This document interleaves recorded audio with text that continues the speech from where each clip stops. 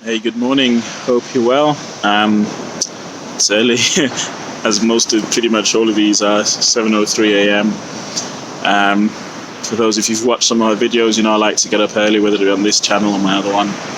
Today I'm going to talk about my Resilience Cubed story is to do with boys on this theme of masculinity and the resilience of men and the mental health of men. And I watched all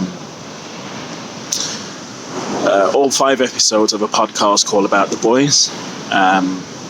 It's about teenage boys and the world that they're growing up in, the world that they're living in, the expectations of them and the pressures that are on them. And we don't talk about this enough. We talk about all the things of toxic masculinity, and I'm not saying that we shouldn't, but obviously there's a difference between masculinity and toxic masculinity, but that's a whole other video, a long one. But when it comes to boys, we don't talk much about their well-being. We don't talk much about their mental health. We don't talk much about the struggles that boys have. And for me, I can't keep quiet about this. I've got 2 boys. I've got an 11 and a 14-year-old. And if I don't speak up about the world, the impact that it's having on them, and the challenges that they're dealing with, then, for me, I'm not being the parent that they need me to be. I have to do this work.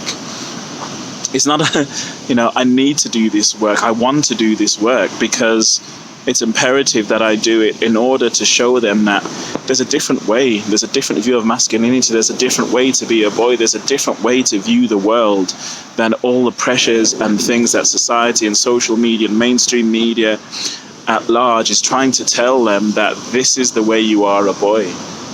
The influences that they see, even just by the actions of people around them, they're learning on a daily basis, taking it in, absorbing it, and then replicating those behaviors because that's the way they think. Even when people aren't explicitly doing things, they're implicitly doing it by their actions. So this podcast was amazing. 5 episodes, only 40 minutes long, from BBC Radio 4. Catherine, I can't remember the name of the journalist and mother. But it was interesting to just, she went up and down the UK interviewing boys and getting the real story from them and the pressures that they feel. And we need to tell these stories. These stories are about how do we make boys resilient in a world that wants to do all kinds of things in terms of impacting them and dictating, what their happiness is predicated on, relationships, education, sex. It's just ridiculous of all those sets of challenges. And last week I spoke about The Mask of Masculinity and Lewis Howes's book. And this week it's about boys, and I'm going to be speaking about this a lot more. When I set up this project, Resilience Cubed, I wasn't sure exactly the direction that I would take with it. And I had previously set up a project called Narratives for Men, and it's come full circle in terms of something speaking up for men and boys. How do we make our boys resilient? How do we make men more resilient? And it's by those of us that have some kind of voice or are willing to speak up about this and to champion boys and to champion their stories and say, actually, the narrative that's out there that almost wants to label us all as toxic is in itself toxic. That label is toxic.